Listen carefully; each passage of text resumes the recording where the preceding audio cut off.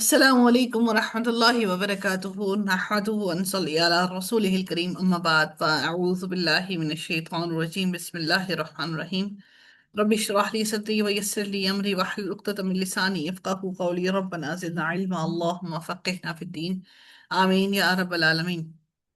آغاز ہوتا ہے جی سورہ بینہ کا، اور سورہ بینہ مدنی سورہ ہے۔ قرآن کے اندر اس کا 98 نمبر ہے، نزول کے اعتبار سے اس کا 100 نمبر ہے، آیات اس کی 8 ہیں اور ایک ہی رکوع ہے۔ اس صورت کو کی فضیلت کے بارے میں اگر دیکھیں تو حضرت انس بن مالک رضی اللہ تعالیٰ عنہ سے روایت ہے کہ رسول اللہ صلی اللہ علیہ وسلم نے ابی بن کعب رضی اللہ تعالیٰ عنہ سے فرمایا، اللہ تعالیٰ نے مجھے حکم دیا کہ تمہیں سورہ لم یکن الذین کفروا پڑھ کر سناؤں۔ سیدنا ابن ابی کعب نے عرض کیا، کیا اللہ تعالیٰ نے میرا نام بھی لیا ہے؟ نبی کریم صلی اللہ علیہ وسلم نے فرمایا ہاں۔ اس پر وہ رونے لگے۔ ابھی کہتے ہیں کہ مجھ سے رسول اللہ صلی اللہ علیہ وسلم نے فرمایا، مجھے یہ حکم ملا ہے کہ تمہیں فلاں فلاں سورت سناؤں۔ میں نے پوچھا، اے اللہ کے رسول، کیا میرا وہاں ذکر آیا ہے؟ آپ صلی اللہ علیہ وسلم نے فرمایا ہاں۔ عبد الرحمن بن ابزی بولے، اے ابو المنذر، آپ تو یہ سن کر خوش ہوئے ہوں گے کہ بولے خوش کیوں نہ ہوتا؟ اللہ سبحانہ تعالیٰ کا ارشاد ہے، قل بفضل اللہ وبرحمتہ فبذالک فلیفرحوا هو خیر مما یجمعون۔ آپ کہہ دیں یہ اللہ کے فضل اور اس کی رحمت سے ہے، سو اسی کے ساتھ تو لازم ہے کہ وہ خوش ہوں، وہ ان تمام چیزوں سے بہتر ہے جسے لوگ جمع کرتے ہیں۔ آغاز کرتے ہیں، بسم اللہ الرحمن الرحیم۔ لم یکن الذین کفروا من اہل الکتاب والمشرکین منفکین حتی تأتیہم البینہ۔ اہل کتاب اور مشرکین میں سے جن لوگوں نے کفر کیا، اہل کتاب اور مشرکین میں سے، یہاں تک کہ ان کے پاس واضح دلیل آئے۔ اللہ تعالیٰ فرماتے ہیں مشرکین سے مراد یعنی عرب کے مشرک اور دنیا کے ہر طرح کے لوگ۔ اللہ نے ان کے لیے کہا کہ وہ باز آنے والے نہ تھے، یعنی یہ سب لوگ اپنے کفر و گمراہی سے باز آنے والے نہ تھے، یعنی وہ گمراہی میں بھٹکتے رہیں گے اور ان کا کفر بڑھتا رہے گا۔ اہل کتاب یہود و نصارہ ہوئے، اور مشرکین وہ قومیں جو پر بت پرستی پر مسلسل رہیں، وہ تمام کے تمام لوگ منفکین میں شامل ہیں۔ حتی تأتیہم البینہ، یہاں تک کہ ان کے پاس واضح دلیل آئے، یعنی محمد صلی اللہ علیہ وسلم اور قرآن مجید۔ اللہ تعالیٰ نے واضح کیا ہے کہ یہ لوگ شرک اور کفر سے باز آنے والے نہیں تھے جب تک کہ محمد صلی اللہ علیہ وسلم کے پاس نہ آتے اور انہیں ایمان کی دعوت نہ دیتے۔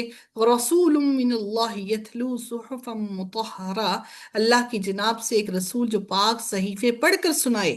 اللہ تعالیٰ نے بینہ کی وضاحت کرتے ہوئے فرمایا کہ رسول من اللہ، اللہ کی طرف سے ایک رسول، یعنی اللہ تعالیٰ نے ان کو مبعوث کیا جو لوگوں کی حق کی طرف دعوت دیتا ہے، اس پر کتاب اتاری جس کی وہ تلاوت کرتا ہے تاکہ لوگوں کو دانائی سکھائے، ان کو پاک کرے، ان کو اندھیروں سے نکال کر روشنی میں لائے۔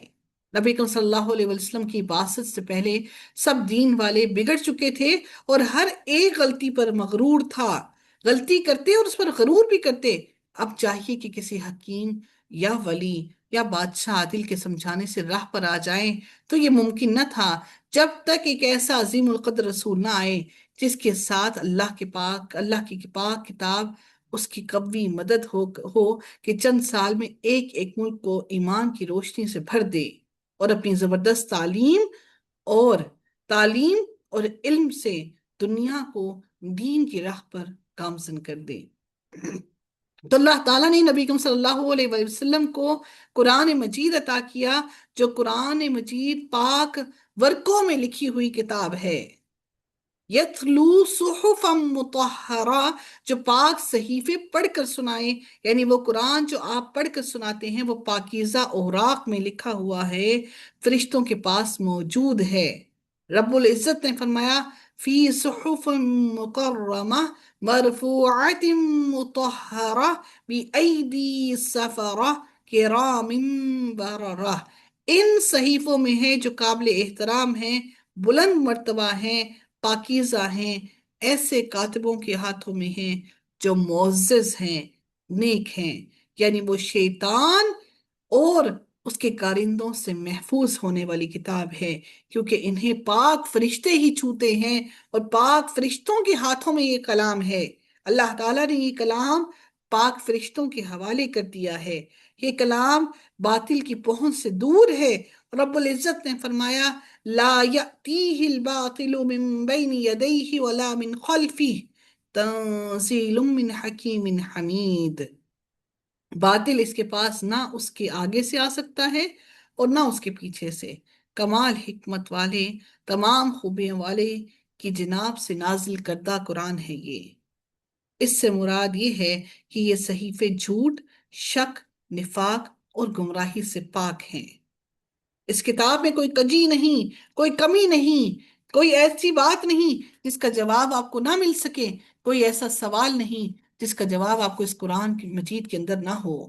فیہا کتب قیمہ، جس میں مضبوط احکام کی تحریریں ہیں، یعنی اس میں مستحکم احکامات ہیں جن میں کوئی کمی، کوئی کجی اور کوئی ایسا نہیں جو حق کو باطل سے واضح الگ نہ کر دے۔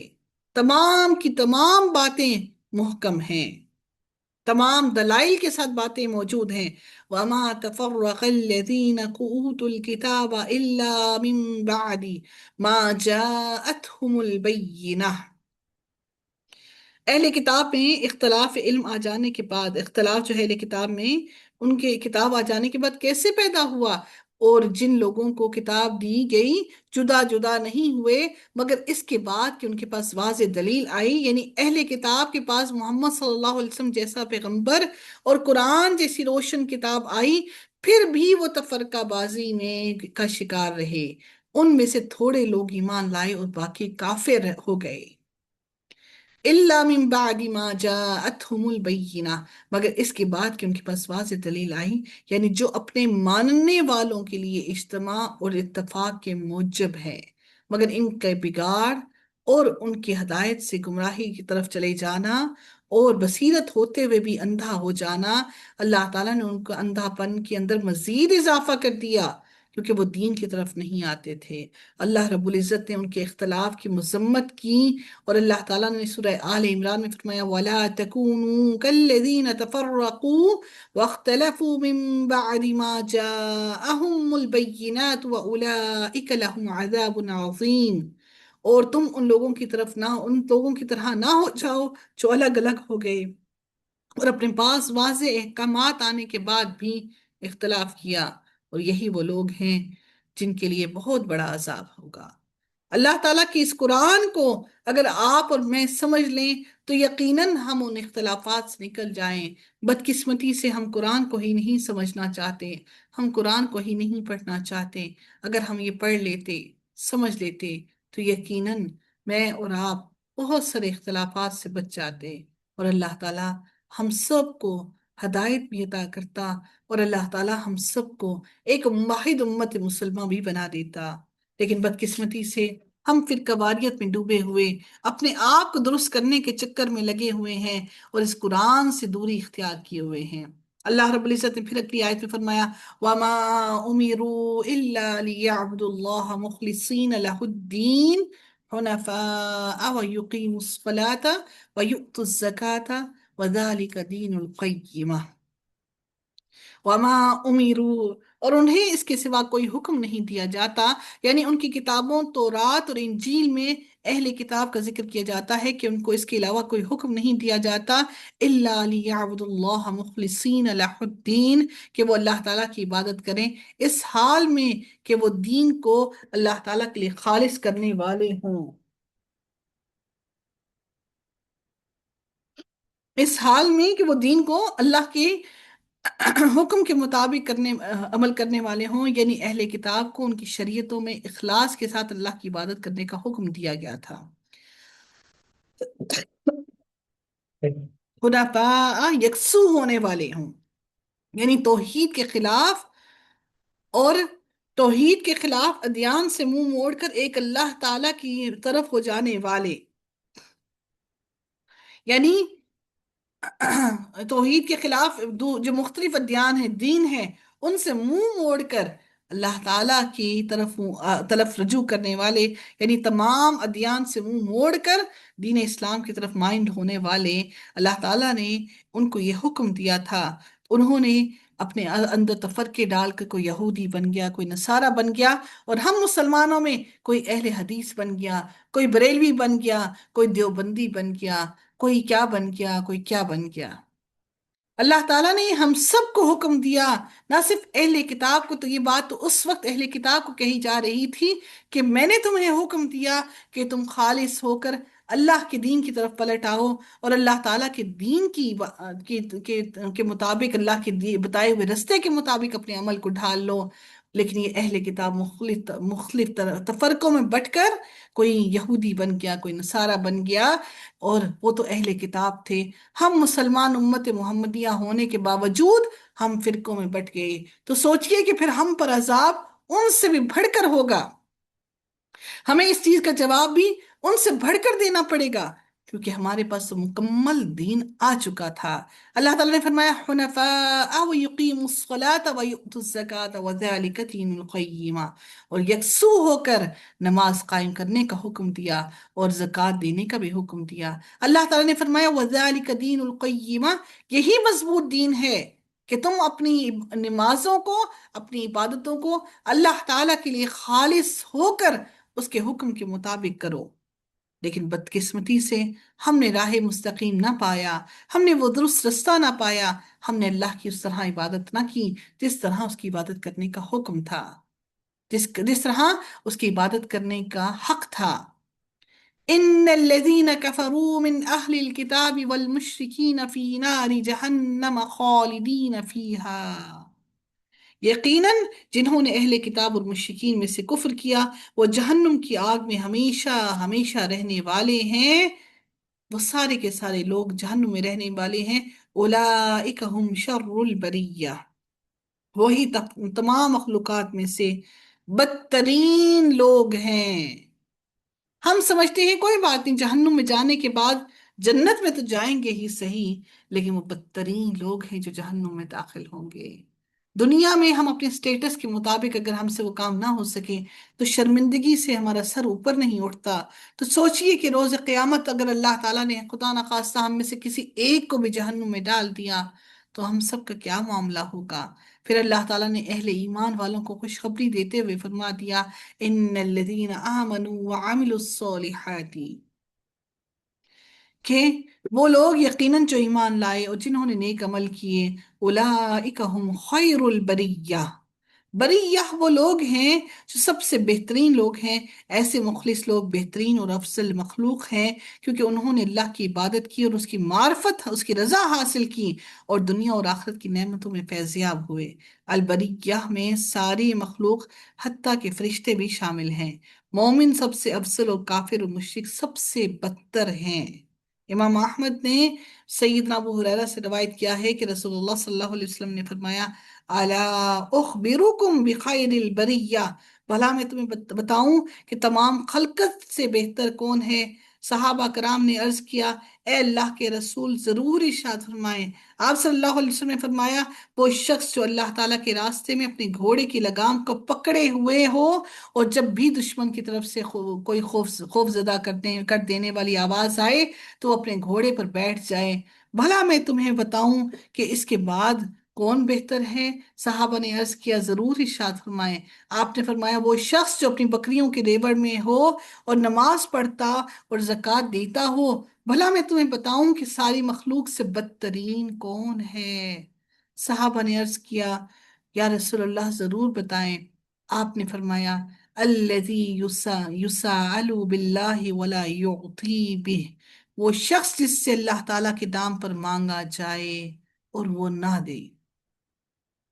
اکثر فقیر ہم سے اللہ کے نام پر مانگتے ہیں، وہ بھی یہ جانتے ہیں کہ اللہ کے نام پر مانگا تو ہمیں ضرور ملے گا، تو سوچئے کہ وہ کتنی بڑی قسم دے کر آپ سے مانگتے ہیں کہ اللہ کے نام پر دے دو۔ اللہ اکبر!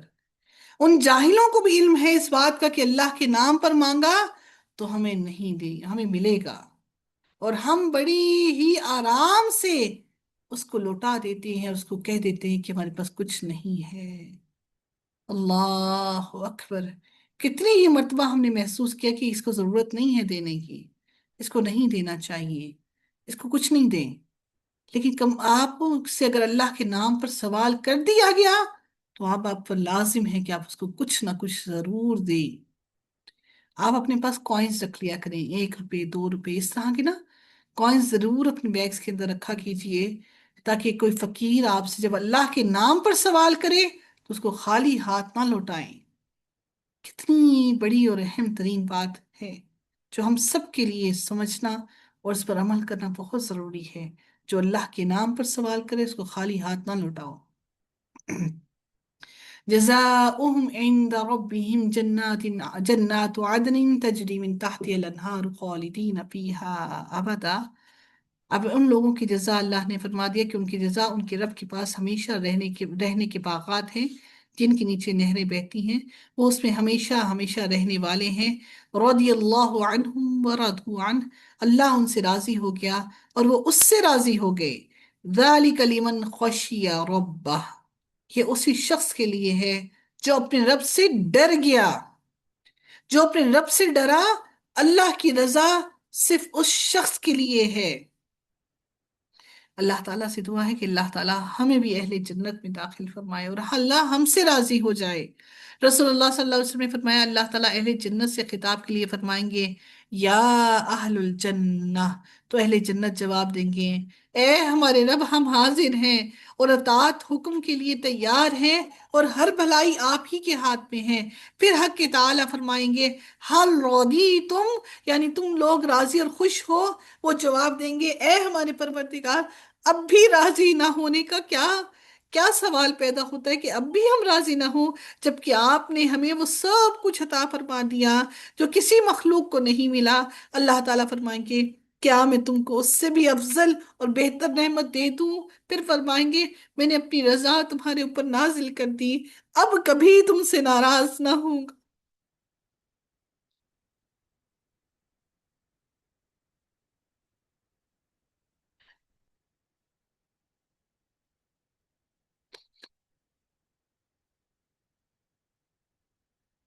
मेरे अल्लाह मुझे और आपको, हम सबको वो अपनी रजा अता कर दी। मेरा अल्लाह हमसे राजी हो जाए, मुझसे और आपसे राजी हो जाए। हम बहुत छोटे छोटे अमल करते हैं, परवरदिगार हमारी नेकियां हमारे गुनाहों के मुकाबले में बहुत कम है। या अल्लाह तू हमारे गुनाहों को मिटा दे, हमारे गुनाहों को हमारी नेकियों में बदल दे, हमारी मगफिरत फरमा दे, हमारे गुनाहों से हमें दूर कर दे, हमारी इबादतों में खुशू और खुशू पैदा कर दे, हमें अपनी रजा अता कर दे। तू हमसे राजी हो जा, तू हमारे दिलों को अपनी रजा के मुताबिक ढाल ले, हमारे दिलों को दुनिया की रंगीनियों से दूर कर दे, हमारे दिलों को तसल्ली अता कर दे, हमारे दिलों को सब्र अता कर दे, हमें सब्र जमील अता कर दे, हमें दुनिया की लज्जतों से दूर कर दे। हमारा दिल आज भी दुनिया की लज्जतों में डूबा हुआ है, दुनिया की लज्जतें चाहता है। मेरे परवरदिगार, तू हमसे राजी हो जा, तू हमें अपनी रजा अता कर दे। आखिर दावाना अल्हम्दुलिल्लाहि रब्बिल आलमीन। सल्लल्लाहु तआला अला खैरिही खल्किही अजमाइन बिरहमतिका या अरहमर राहिमीन। सुब्हानक अल्लाहुम्मा व बिहम्दिका नशहदु अल्ला इलाहा इल्ला अंता नस्तगफिरुका व नतूबु इलैक। अस्सलामु अलैकुम व रहमतुल्लाहि व बरकातुहू।